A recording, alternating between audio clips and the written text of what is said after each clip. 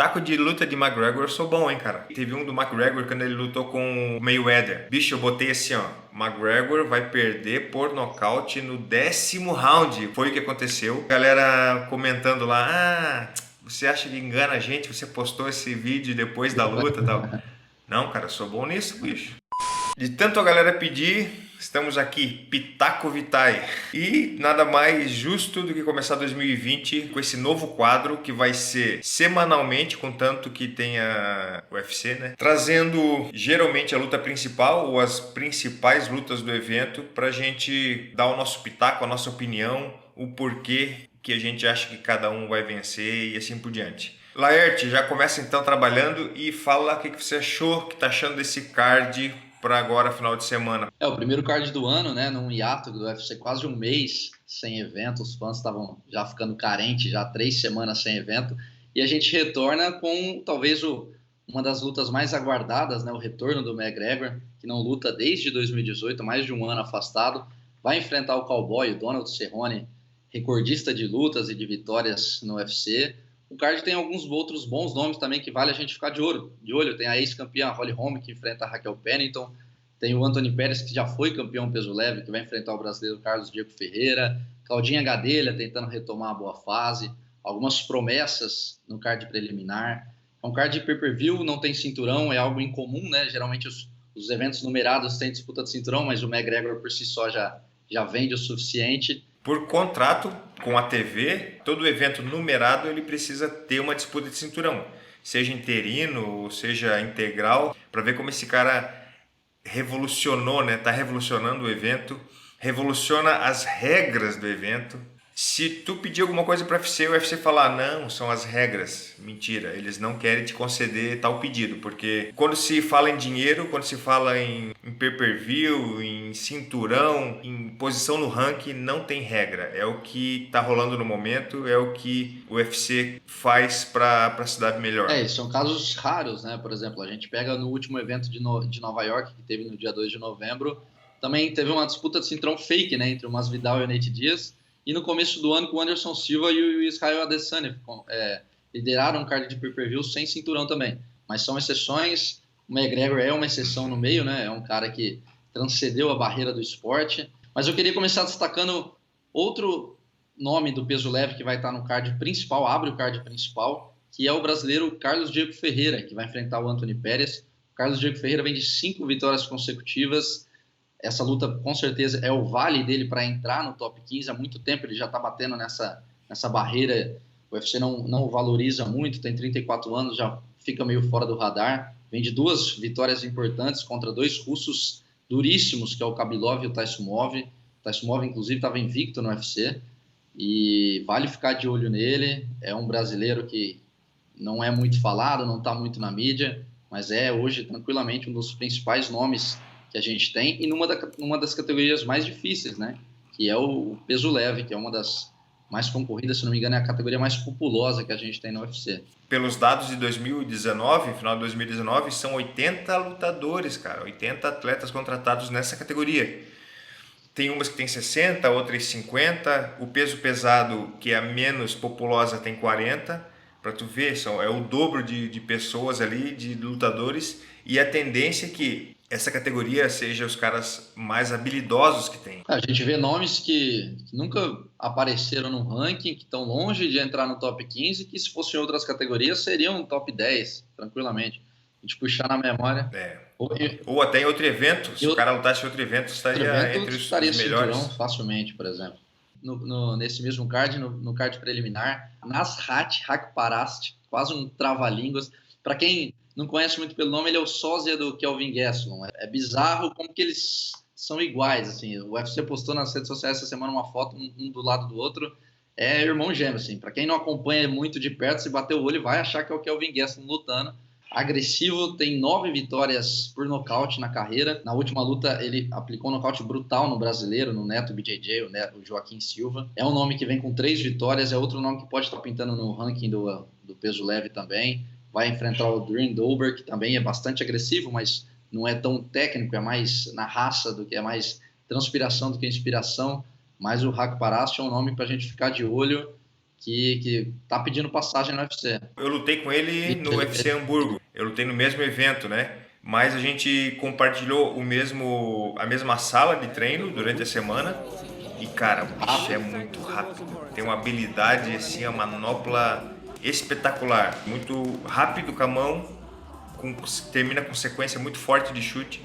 E é muito bonito de ver ele lutar. Agora, mudando a chave, se a gente for pegar para o lado do MMA feminino, temos duas representantes bem importantes. Uma muito famosa aqui no Brasil, a Claudinha Gadelha, que já foi desafiante do cinturão, enfrentou a Ioana quando a polonesa era campeã. Na última venceu a Randa Marcos no UFC do Jones contra o Marreta, uma atuação sólida da Claudinha, que há muito tempo a gente não via. Ela disse que está querendo retomar a carreira agora para voltar a disputar o cinturão da categoria. Ela está em sexto no ranking. É um nome brasileiro forte na mídia, mas a Claudinha tem um jogo que casa bem com a Alexa Grasso. A Alexa Grasso é do boxe, tem um jogo em pé bem lapidado, que é perigoso, só que não tem a defesa de queda tão boa. Se a Claudinha conseguir implementar o jogo de grappling dela, colocar no chão, tem vantagem, e eu acho que a brasileira, inclusive, as casas de aposta estão bem parecidas, mas eu vejo uma pequena vantagem da brasileira nesse duelo. Falando agora de main event, cara.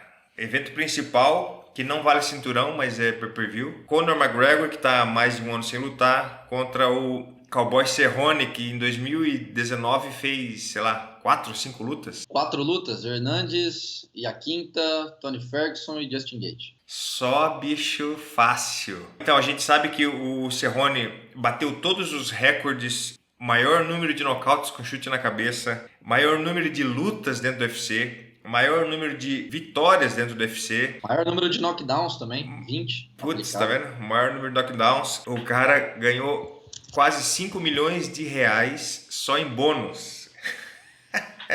Tá ligado? É um monstro. Claro que ele está em decadência, mas não porque, talvez nem seja pela idade ou pela saúde, mas sim porque é muita luta, né, cara? É muito golpe no rosto, já tomou alguns nocautes aí nas últimas lutas, então isso com certeza debilita. Por outro lado, o McGregor estava um ano fora. Isso é bom e isso é ruim. Primeiro, é bom porque ele está saudável, está sadio, está treinado. O lado ruim é que ele está sem o ritmo, né, de luta, ao contrário do Cerrone, que luta todo final de semana. É uma luta bastante curiosa, né? Ela já foi casada verbalmente pelos fãs de luta há um ano passado, quando o Cerrone estava voltando, estava numa fase meio turbulenta também. O McGregor tem aquela mão esquerda dele poderosa. É um casamento bem intrigante, mas o curioso é que não é na categoria de origem dos dois, né? Vão lutar de meio médio. O Cerrone já tinha voltado para os leves, o McGregor lutou apenas 2 vezes como meio médio. Então isso pode ser também um fiel da balança. Olhando pelo lado do Cerrone primeiro, a gente pode puxar 3 pontos que o Cerrone poderia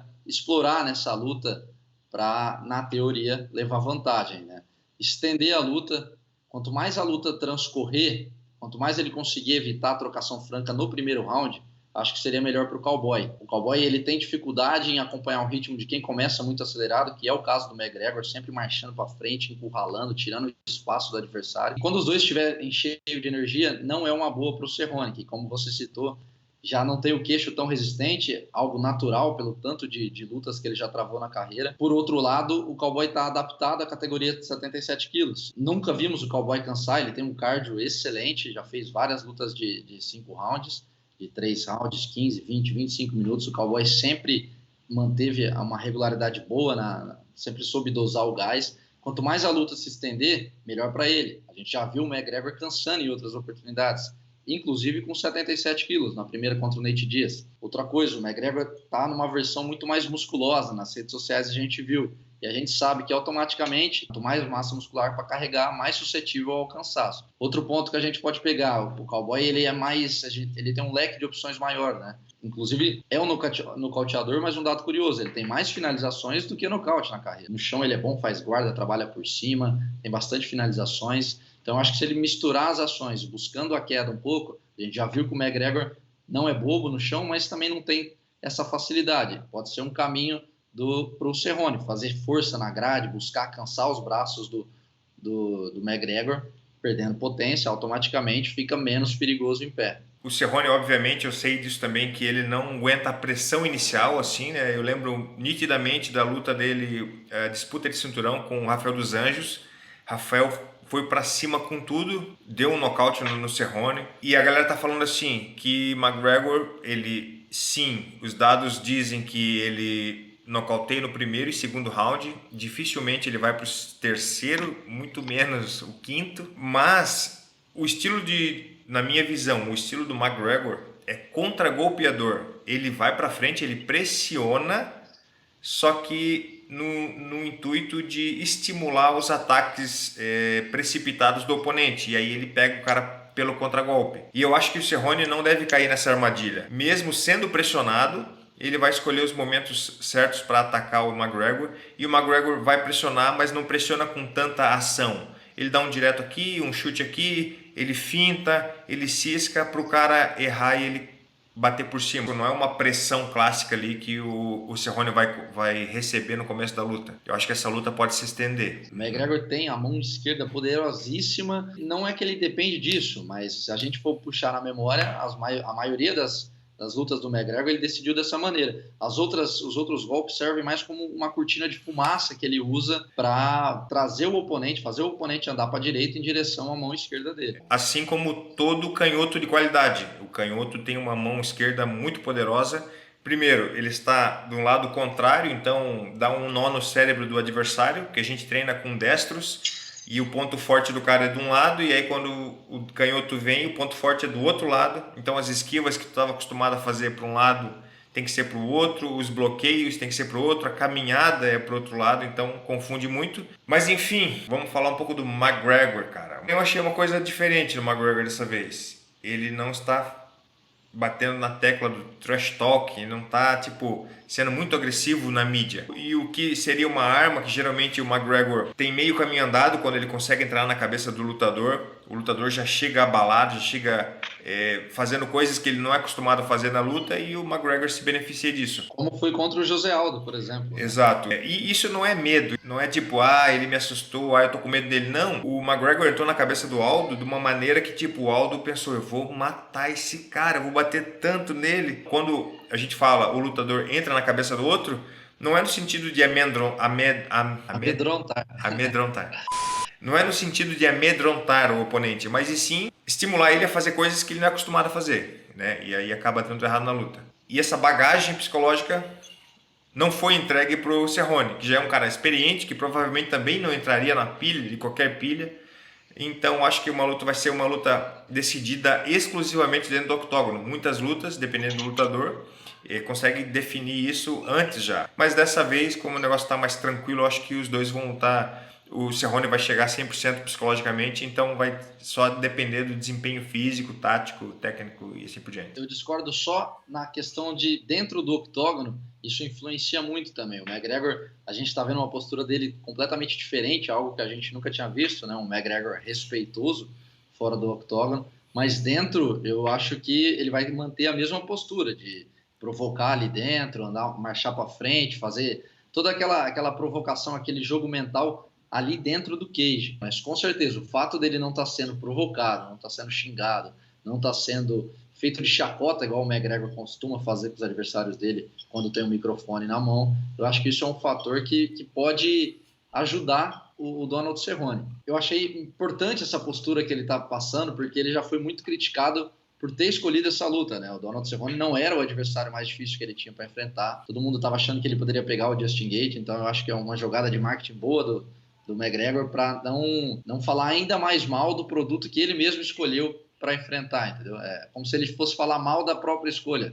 Não faria muito sentido isso. Falando um pouco sobre a luta, vai exatamente na contramão do que a gente falou do Cerrone, né? O McGregor ele tem que andar para frente desde o começo, pressionar o Cerrone, golpear bastante na linha de cintura. A zona hepática do Cowboy ele sempre teve problemas, né? O Rafael Bebe Cordeiro muito. deu uma entrevista, vai de encontro a isso, vai de encontro. O Rafael Cordeiro, da Kings MMA, que era o técnico do Rafael dos Anjos, quando o Rafael ganhou do Cerrone, deu uma entrevista muito interessante falando que eles estudaram bastante, viram que por o Cerrone beber bastante, né, ele sempre exibiu isso nas redes sociais, inclusive é patrocinado pela Budweiser, ele disse que a zona hepática do Cerrone estaria afetada. Caramba. E de fato é. Mais recentemente a gente viu na luta contra o Darren Till, que o Darren Till nocauteou o Cerrone com gancho na linha de cintura também, ele se dobrou imediatamente. Mas é isso, é andar para frente, como é que diz? Explorar a região hepática. E também teria um terceiro ponto que é a pressão psicológica, mas essa tá meio, tipo, tá mais tranquila dessa vez, né? Se você tivesse que palpitar agora, colocar seu dinheiro Como, nas casas de apostas, é bom lembrar que o McGregor tá favorito, tá? Nas casas de apostas. assim, como eu tenho que dar um pitaco, né? Eu ia apostar na vitória e tem que falar o round ainda por cima, então coloque aqui nos comentários também quem vai ganhar e como vai ganhar e qual o round. Eu digo que no terceiro round o Cerrone vai vencer por nocaute com o chute de esquerda. Ele tem a base de destro e o chute de esquerda dele está na frente. O chute com a direita é um chute que vem de frente para o canhoto. Agora, o chute de esquerda vem por trás, o cara vem por aqui, ó. Às vezes o canhoto não é acostumado a tomar esse chute. Pitaco do Vitaly é que Cerrone vence no terceiro round com chute de esquerda na cabeça. Se eu tivesse que torcer para alguém, eu acho que eu estaria na torcida pelo Cerrone, mas analisando com a razão, eu vejo um casamento favorável para o McGregor. Eu acredito que o Cerrone não vai saber lidar com a pressão do irlandês. E no segundo round, depois de tomar algum ou outro knockdown no primeiro round, eu acho que o McGregor vem para liquidar a fatura com um cruzadão, um direto de esquerda. Eu aposto no McGregor por nocaute técnico. Então está aberto oficialmente o quadro Pitaco do Vitaly. Eu quero que vocês me digam se vocês gostaram desse formato, se vocês gostaram da presença do Laerte. Se não gostaram, também não posso fazer nada, porque ele vai estar aqui sempre, até porque ele sabe mais que eu. E semana que vem já tem o segundo episódio e a gente vai dar o nosso pitaco sobre a luta do Junior Cigano versus Curtis Blade. Então, galera, fiquem atentos aí. Se inscreva se você não é inscrito ainda e tamo junto.